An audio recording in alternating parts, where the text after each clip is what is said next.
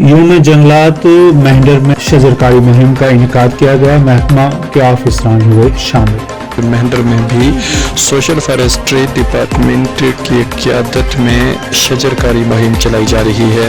SDPO तहसीलदार के साथ साथ तहसील इंतजामिया के दीगर अफसरान और सोशल फॉरेस्ट्री डिपार्टमेंट के अधिकारियों की मौजूदगी में ये शजरकारी मुहिम मेहंदर में चलाई गई।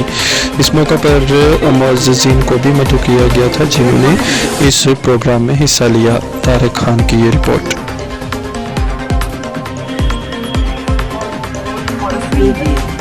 तो इसके उपलक्ष्य में जो है मेंढर सब डिवीजन में भी जो सोशल फॉरेस्ट्री डिपार्टमेंट है इसने ये ड्राइव ऑर्गेनाइज की है जिसमें अलग अलग ऑफिस में अलग अलग धार्मिक जो इदारे हैं वहाँ पे जो है पेड़ पौधे लगाए और उसी एवज में आज ये हनुमान मंदिर के प्रांगण में जो है ये प्लांटेशन ड्राइव की गई है।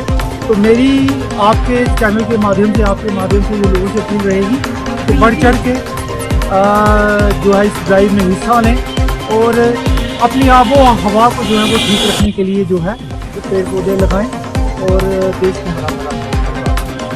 मैं हनुमान मंदिर में जारी और यहाँ मुझे जो है बहुत ही अच्छा लगा रही करने के लिए करते रहेंगे और ये सोसाइटी को भी एक समाज को भी एक मैसेज है जो भी अपने लेवल पे भी बिना कहे जहाँ भी हमें लगता है जगह प्लांटेशन जो इन्वायरमेंट हमने जिस रह रहे हैं उसमें बेटर नेक्स्ट बेटर जनरेशन को वैसे ही हम को आगे निगरान करके बड़ी एजुकेशन के लिए पहुँचाएंगे। इस देखो से भी गुजारिश रहेगी कि जो इन्वायरमेंट है इसमें हम एक किस्म के सब एक किस्म के किराएदार हैं तो हम इसको ऐसा डिस्टर्ब ना करें कि जो आने वाली जनरेशन कल को हमें सोचने के देखो हमने इसका ख्याल नहीं रखा। पोल्यूशन और क्लाइमेट चेंज ग्लोबल वार्मिंग के हम आज आगे सुनते रहते हैं। हर जगह बड़े बड़े लेवल पे आज हम देख रहे हैं क्लाइमेट की वजह से लोगों को पॉपुलेशन को काफ़ी ज़्यादा मुल्कों में जो है दुख तकलीफ का सामना करना पड़ रहा है। तो उस चीज़ को रोकने के लिए हम जितना हो सकता है जो मदर अर्थ है या जो नेचर है उसके साथ हम ज़्यादा खिलवाड़ ना करें और जितना हो सके जितना भी हो सके उसको बचाने के लिए हम जनरेशन को हमारी तरफ से गिफ्ट करना चाहिए कि हम उसको डेली बेसिस पर करने की कोशिश करें। सरसेर कन्वेंट स्कूल सुरनकोट में नताइज का ऐलान। असातिज़ा और तलबा की गई हौसला अफजाई।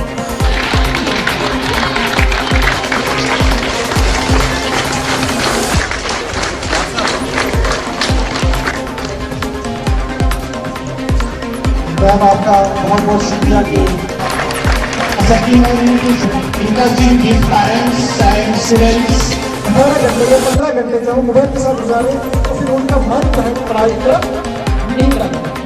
लिहाजा पेरेंट्स कभी कभी जरूरी पड़ती है कुछ चीज़ें जो है जैसे आजकल की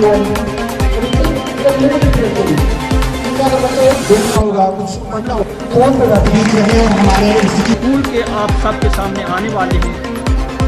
इसके लिए मैं कबल ही यहाँ के स्टाफ मेंबरान को प्रिंसिपल साहिबान को और ख़ासकर इम्तियाज़ का आदमी साहब मैं मुबारकबाद देता हूँ। आज इतने बड़े प्रोग्राम में शमूलियत करने वाले तमाम हज़रात बच्चे बच्चियाँ बच्चों के वालिदैन और प्रिंसिपल सर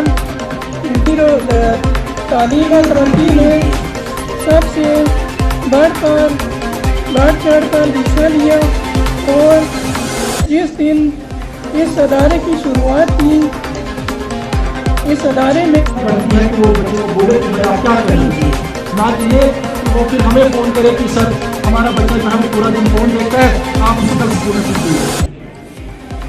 पेरेंट्स जब तक अपना रोल नहीं समझेंगे जब तक वो अपनी जिम्मेदारी नहीं समझेंगे तब तक हम इन बच्चों की सही तरीके से नशो और सही तरीके से परवरिश नहीं करेंगे। मैं समझता हूँ कि बच्चा है हमें प्यारा होता है अपना बच्चा हर किसी माँ बाप को अपना बच्चा जो है वो बहुत प्यारा होता है लेकिन लाड़ प्यार के हद तक इसलिए रहते हैं उस हद के पार जब जाते हैं तो फिर हम उसके लिए जो है तबाही का बायस बनते हैं उस बच्चे की बुरबादी अल्लाह रहम करे उसका जरिया बनते हैं। लिहाजा हमें वो नहीं बनना है। हमें अपनी जिम्मेदारी को समझना है उमर अब्दुल्ला का नया बयान, कहा भारतीय जनता पार्टी को परिवारवाद से नहीं अपने मुखालिफिन से ऐतराज है। एनसी, पीडीपी और कांग्रेस ये परिवारवादी पार्टी है, इन पर ये बात कीजिए। मैंने ये पहले भी कहा हुआ, बीजेपी को परिवारवाद पार्टियों से कोई मतलब आपत्ति नहीं है। उनको आपत्ति उन पार्टियों से है जो बीजेपी की मुखालफत करते हैं। नहीं तो परिवारवाद पार्टी क्या, जो बिहार में अभी उन्होंने चिराग पासवान के साथ दोबारा अलायंस किया, क्या वो परिवारवाद नहीं है? जो पिछले दिनों अमित शाह साहब राज ठाकरे से मिले, क्या वो परिवारवाद नहीं है? जो ग्वालियर गुना से उनके अब मिनिस्टर कैंडिडेट बन रहे हैं, क्या वो परिवारवाद नहीं है? बीजेपी को परिवारवाद से कोई आपत्ति नहीं है। बीजेपी को आपत्ति उन परिवारों से है जो बीजेपी की मुखालफत करती है, और मैं फख्र से कहता हूं कि मैं बीजेपी की मुखालफत करता हूं। मुझे कोई मतलब इसमें हिचकिचाहट नहीं है कहने में। सर, कांग्रेस ने कहा है कि इलेक्टोरल बॉन्ड जो है वो देश पे एक जो है शेमलेस और एक बहुत चिंताजनक विषय है। क्या इलेक्टोरल बॉन्ड जो है वो एक चिंताजनक विषय है और तो कैंसिल हो गए ना, वो कोई विषय नहीं रहा। सर, सीट को लेकर के क्या चल रहा है सर, क्या बात चल रही है? आपको हमारी सीटों पर क्या परेशानी है ना, आप बाकियों से पूछिए वो क्या कर रहे हैं। जब सही मौका होगा हम अपने सीटों का ऐलान कर लेंगे। क्या लगता है? आ चुका है, ऐलान तो हो चुका है ना, तारीखों का ऐलान हो चुका है। हमारे तारीखों का ऐलान नहीं हुआ, अभी तो पहले फेज का जो है नोटिफिकेशन जारी हुआ है। हमारी 3 सीटें जो है 3rd, 4th और 5th फेज में है। अभी बहुत वक्त है ना, अब आप इंतजार करिए, अभी तो हमें ईद मनाने दीजिए। डायरेक्टर एजुकेशन कश्मीर ने कहा, गलत पेपर बांटने वालों के खिलाफ इंक्वायरी हो रही है, कसूरवारों को कानूनी सजा दी जाएगी। तो उसी वक्त उन्होंने आदेश दिए हमारे सेक्रेटरी साहब को, तो सेक्रेटरी साहब ने शाम को ही, कल दिन को ही ऑर्डर निकाला। डायरेक्टर जम्मू और डायरेक्टर मैं इसमें मेंबर्स है, तो वी विल स्टार्ट, चूँकि आज छुट्टी है, एक गेजेटेड हॉलीडे है, we will start our inquiry from tomorrow and within time जो हमें दिया गया we will submit our report. और जो जिसने भी किसी किस्म की इसमें कोताही की होगी, इंटेंशनल की होगी, तो हम उसको नहीं बख्शेंगे। ज़रूर जो हमारा रिपोर्ट होगा वो हम करीब ही सामने नज़र आएगा, और जो भी कसूरवार पाया जाएगा उसको हम कानूनी कार्रवाई करेंगे। एंड जो हमारी एलजी एडमिनिस्ट्रेशन है और जो हमारे सिंघा साहब हैं, सेक्रेटरी साहब ने, उन्होंने आज सुबह भी मुझे फ़ोन पे बताया विद इन टाइम लाइन्स, और किसी को किसी किस्म की भी कोताही बर्दाश्त नहीं की जाएगी, क्योंकि दिस डेफिनेटली हैज़ स्टूडेंट्स को कल स्ट्रेस हुआ है, उसके लिए हम माजरत खा है, लेकिन उनका पेपर फिर से लिया जाएगा। बोर्ड ने कल ही वो ऐलान किया, लेकिन जहां भी गलती हुई होगी उसको बख्शा नहीं जाएगा। जिस तरह से एडमिशन फीस लिया जा रहा है और साथ ही जो किताबों को लेके जो मामला था, तो अभी भी चीज़ें वैसी देखिए ये ट्रांजिशन फेज है। हमने ऑलरेडी सर्कुलर इंस्ट्रक्शंस दी हुई है कि जो भी कैपिटेशन फ़ी या कोई डेवलपमेंट चार्जेस लेगा, वो फ़ी जो फ़ी फिक्सेशन कमेटी ने नोटिफाई नहीं किया है, उसके अलावा जो भी फ़ी लिया जाएगा, जो भी हमारे सामने कंप्लेंट आती है उस पर हम कार्रवाई। कांग्रेस में शामिल होने के बाद जम्मू पहुंचने पर साबिक वजीर लाल सिंह का शानदार इस्तकबाल किया गया।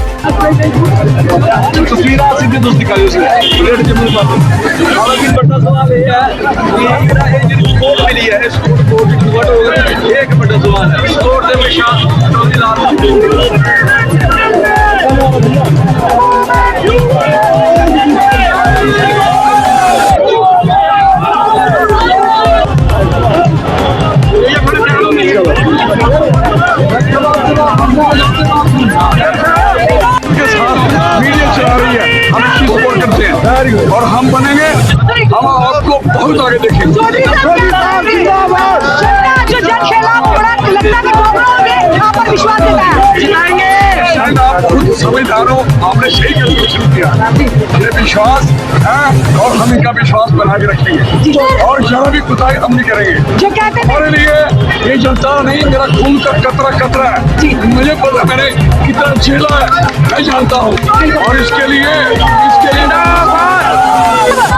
ज्योति सर डेली वेजर के लिए क्या संदेश देना चाहिए? डेली वेजर के लिए मैं लड़ूंगा। I will fight in the parliament और पार्लियामेंट को दिखाऊंगा कि डेली वेजर का कितना। पीटीपी चीफ महबूबा मुफ्ती ने कहा जम्मू कश्मीर को जेल बनाया गया। कहा बीजेपी ने पीडीपी को तोड़कर नई पार्टियां तश्कील दी। जम्मू कश्मीर की सूरत है, उसको आजाद दिया गया, हमारे हकूक की पामाली होगी और वो तब से लेके आज तक रुका नहीं। हमारे जो इख्तियारात हैं, हमारे जो हकूक हैं, उनको दिया गया। और आज भी आप देख लीजिए कि हमारे हजारों की तादाद में नौजवान जेलों में बंद हैं। मुल्क के हमारे यहाँ बात करने की इजाजत नहीं है, चाहे वो आम इंसान हो, चाहे वो जर्नलिस्ट हो। आपको मालूम होगा कि अगर नौजवान अगर नौकरियों में दाखिली होती है तो वो आवाज उठाते हैं तो उनको जेल में बंद किया जाता है। छापे डाले जाते हैं अलग अलग एजेंसीज के।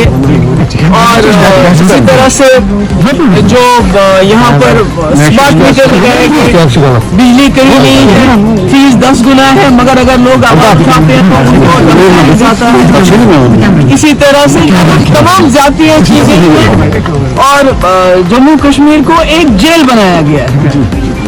तो ये सब कुछ करने के बावजूद और क्या हमें हराना, अमित शाह साहब इसके मतलब कि उन्होंने यहाँ की आवाज को खत्म करने के लिए पीडीपी को खत्म कर दिया। पीडीपी के से लेजिस्लेटर्स को निकाला, मिनिस्टर्स को निकाला, मेंबर पार्लियामेंट को निकाला, राज्यसभा को निकाला, ताकि जो पीडीपी की आवाज है उसको खत्म किया जाए। अब जम्मू कश्मीर के लोगों के हाथ में एक वोट की पर्ची है। अगर वो इस वोट की पर्ची को भी इसके साथ भी धांधली करके जो उन्होंने पीडीपी पार्टी को तोड़ के यहाँ नई जमातें कायम की, पार्लियामेंट में पीडीपी की आवाज को दबाने के लिए, उसको खत्म करने के लिए यहाँ के लोगों का जो वोट है उसको खत्म करके अपने मंजूर नजर लोगों को, जिनको उन्होंने 2019 के बाद जो पार्टियां यहाँ तैयार की है उनको पार्लियामेंट में पहुंचाना चाहते हैं। तो वो अलग बात है, क्योंकि बड़ी मुश्किल से आपको याद होगा इस वोट की पर्ची के ऊपर जम्मू कश्मीर के लोगों का एतमाद बहाल हुआ है, जबकि वाजपेयी जी को लाल किले दिल्ली से ऐलान करना पड़ा इसके बारे में कि जम्मू कश्मीर में साफ सुथरे इलेक्शन होंगे। अब अगर अमित शाह साहब उसको भी खत्म करना चाहते हैं, उस एतबार को भी खत्म करना चाहते हैं, तो हम क्या कह सकते हैं। इसमें तो जो मुल्क के लोग हैं उनको देखना पड़ेगा कि पहले जो हमारे मुल्क ने वादे किए थे उनको 2019 में नाजायज तरीके से सब कुछ पार्लियामेंट का इस्तेमाल करके खत्म किया गया। उसके बाद जम्मू कश्मीर को जेल बनाया गया। आज अगर अमित शाह साहब जो वोट की पर्ची है उसको भी खत्म करके अपने मंजूर नजर जो इनकी ए टीम, बी टीम, सी टीम पार्टियों को यहाँ ताकत देना चाहते हैं, पीडीपी को खत्म करके जो इन्होंने किया, मतलब कोशिश तो यही है ना कि असली आवाज ना पहुंचे पार्लियामेंट में। आपको मालूम है कि मेरी पार्टी को तोड़ा गया, मुझे मेरी माँ को, मेरे भाई को ईडी के पास बुलाया गया, मेरा पासपोर्ट बंद, लोगों के पासपोर्ट बंद, जर्नलिस्ट के पासपोर्ट बंद, चले कलाम के महीने में मुझे मकान से निकाला गया। तो अब अगर ये आखिरी वोट रहते हैं, अगर इसको भी ये इसके साथ भी दांधली करके जम्मू कश्मीर के लोगों से ये हक भी छीनना चाहते हैं तो मैं क्या कहूँ। Thank you. कांग्रेस सदर मल्लिकार्जुन खड़गे, राहुल गांधी और सोनिया गांधी ने की मुश्तरका प्रेस कॉन्फ्रेंस मुनक्कद पार्लियामानी इंतखाबात से कब उनके बैंक अकाउंट सीज किए जाने पर किया इजहार तशवीश। Your ATM card, your entire financial identity is erased, right? You can imagine if it is done to a family, the family will starve to death. If it is done to a business, the business will be crippled, right? This is what has been done to the Congress party 1 month back. All our bank accounts have been frozen. We can do no campaign work. We cannot support our workers. We cannot support our candidates. Our leaders cannot fly from one part of the country to the other. Forget fly, they can't take a railway train. And this has been done literally 2 months before the election campaign. Why has it been done? One notice comes from the 90s, another notice comes from 6-7 years ago. Quantum amount 14 lakh rupees, and punishment our entire financial identity. Right? what's interesting to me is that there are institutions in this country that are supposed to protect the democratic framework. There are the courts in the country, there's the election commission in the country, right? And nothing is happening. The election commission has not even said, wait a minute. The issue we are taking up today is extremely serious, as Congress President has just mentioned.